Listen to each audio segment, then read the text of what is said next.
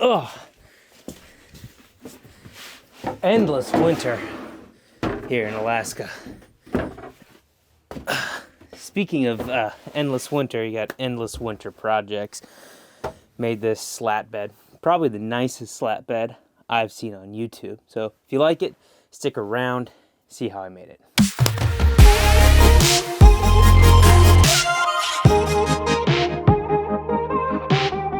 So I've spent maybe 2 or 3 hours like drawing plans and measuring, and probably still gonna cut this wrong, but what are you gonna do?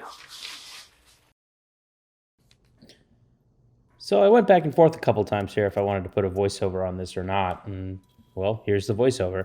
So these blue pine boards I just got from Home Depot. They were like $8 each, which is pretty cheap here in Alaska.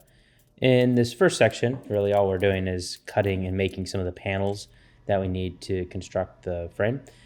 And I'm just using type bond type 1 and 2, just PVA glue here. And for the most part, I'm fastening all the panels with brads, clamps where I need them. I just don't have a whole lot of them. This here is the front panel for the bed, and I didn't have material wide enough, so I had to glue up a couple 1x4s and plane them down. And something that I've learned in gluing up these panels is you really have to get your fingies in there on that glue and spread it out in order to get a good glue up and good squeeze out. And clamps work better than brads, but it's what I had. And make sure to wipe down any excess glue because it's easier to clean off when it's wet. Here I'm just cutting up the side panels. I glued up an 8-foot section, and now I'm cutting it down to the size that I need. And I'm just being careful not to hit any of those brads that I used.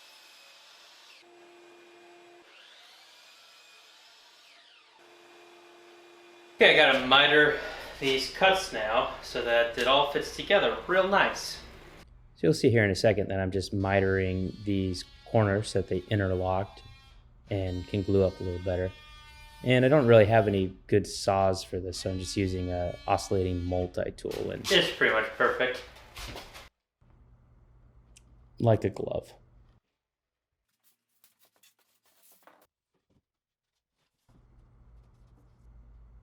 Got to clean up those parts a little bit. Multi-tools aren't super exact. Look, I even sand here for a second.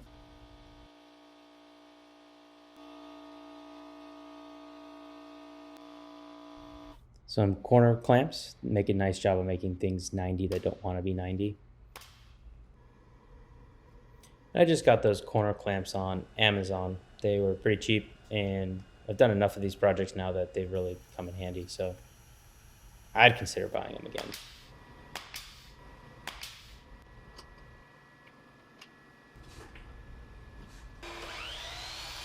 Now we're in phase 2, which is pretty exciting, and we're just cutting up the slats that we'll use to deck the bed once it's all built. And I was able to get 3 slats out of each 1x4, and that minimized my waste, so I was pretty happy about that. See if you can figure out the one GoPro shot in the whole thing. It was just right there. And I'm just running those over the router table that I have and doing a 1/4-inch round over. It's kind of extra. Didn't need to do it. Most people wouldn't, but we did. And then Galen Mishnu sanded that down to 220, which was also extra, but you know, it looks nice in the last iteration. And I'm just laying them out to see how it fits now, because measuring is kind of hard, especially when you're trying to get those gaps. And I'm going through and attaching every other one. And rather than measuring it and marking it, I actually just went empirical and put those slats in between. Every other one I pull out after I use it just as a spacer. And this method worked actually really well. I was kind of worried that things would catch and bind on each other, but it didn't. And here I'm just putting a 1/4-inch round over on the rest of the bed. Those little palm routers are pretty nice.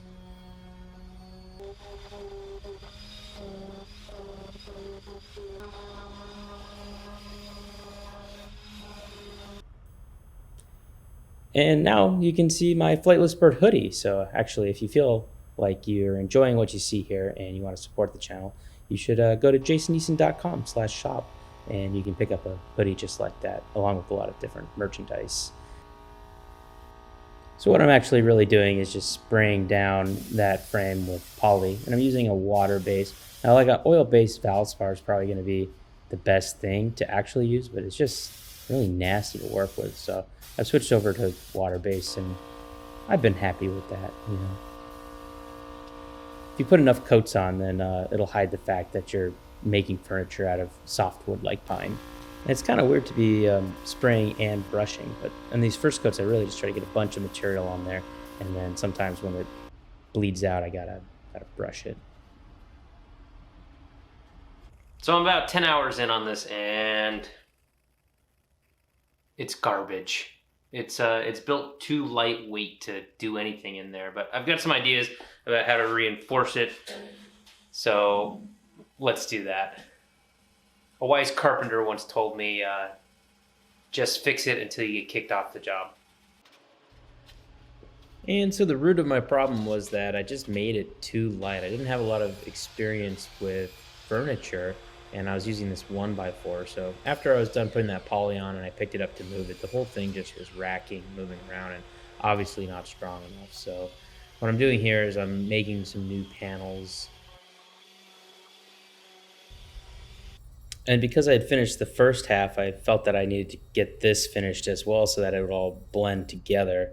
And in retrospect, I never would have done it this way. I would have waited until the whole project was done and painted it. I think it would have been a lot easier. A new day, a new disaster. So we're gonna attach that pocket screws and glue and clamps.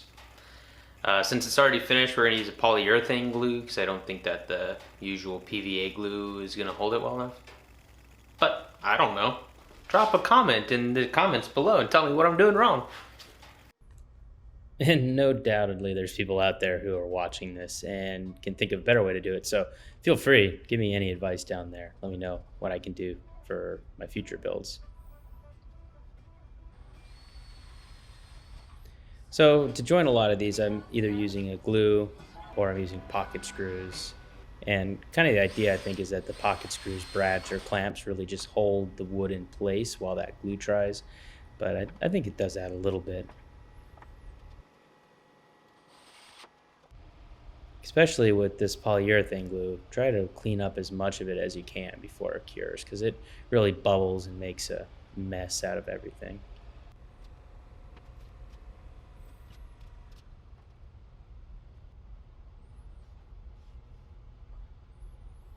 So you can see attaching that little 1x2 actually really strengthens that whole frame and keeps it from racking from side to side. So I really should have just incorporated that with the original design.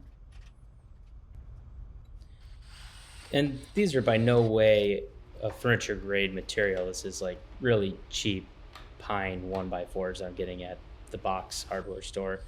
So having a lot of clamps really helped me get that glued down so that it was sort of straight. But yeah, working with hardwoods is a real treat, isn't it? So this is really the first project that I've actually ever used pocket screws, and they seem to work pretty well, but I don't think I'm really sold. I bet there's a better way to attach things. And yeah, if you're watching and prefer dowels or something I don't know about, screws I guess you could just use, leave a comment. I'm curious to know. Welcome to phase 3. So here we're using a track saw to cut out the front and the side panel out of some 3/4 inch birch. And of course my track isn't a full 8 feet, so it's not the best setup. And my vacuum obviously doesn't work either. So to join these two cuts for the smaller section, I'm just using my oscillating multi-tool. So I'm trying to maximize the wood that I have without overcutting pieces. And more pocket holes, pocket screws. Pockets? I think this was actually a really good application of those pocket screws because it would have been hard to clamp this panel in place when I glued it.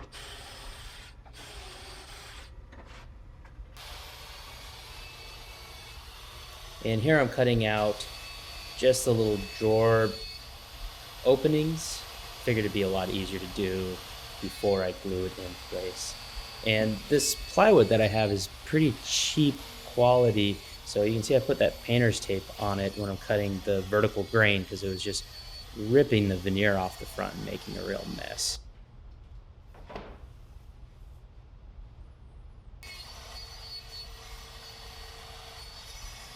But didn't have any problem going with the grain. So that was good.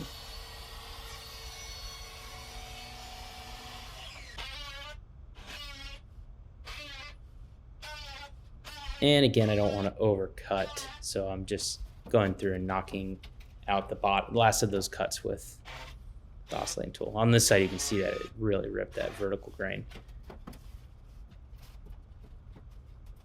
But it doesn't matter, it'll hide. So I'm back to using tight bonded PVA glue because this panel isn't painted yet. So I think that I can get away with this PVA glue and not have to use the polyurethane glue.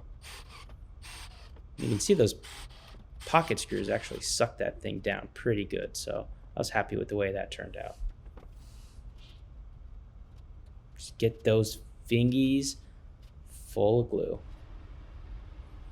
And using this many screws is probably overkill, but it's really cheap insurance. So I'd rather them be in there than fall apart, especially these ones on the front. This is the front face for the slide out, and it's got that little 1-inch lip in there, so I can sort of drop it into place, and then you'll see I'll pull the slats onto it, and I'm just bradding those slats onto that 1-inch lip.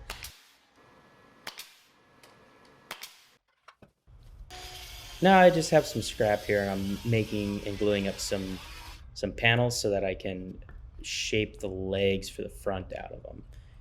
And this was probably a little extra, but I think it really looks nice in the end. Would have been nice to have some thicker material to work with, so I didn't have to glue up as many panels, but you know, it was cheap, and the blue pine actually finishes out really nicely, so I've been happy with how it looks. Now here's the center leg, and I'm just gluing it up, and I'll brad it into place.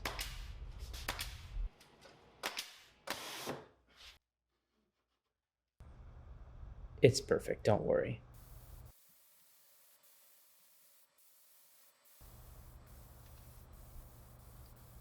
And now we're just adding more coats because we built furniture out of pine. You can see those legs that I glued up, how they kind of turned out. I think the front of this is really pretty beautiful for pine.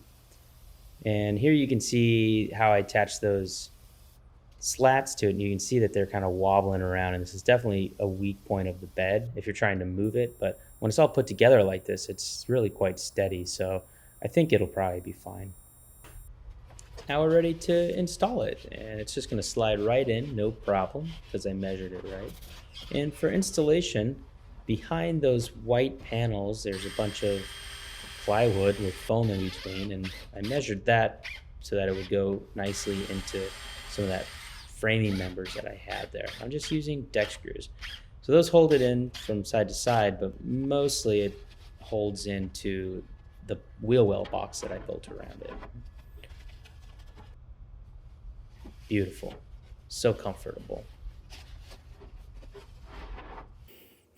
Oh, you're still here. Wow, that was a long one. Say, if you liked that, obviously I still got a lot of work to do in here, so make sure to subscribe. Hit that bell. Next we're putting in counters, sinks, electrical. It's gonna get spicy. Something up there? I don't even know. See you next time.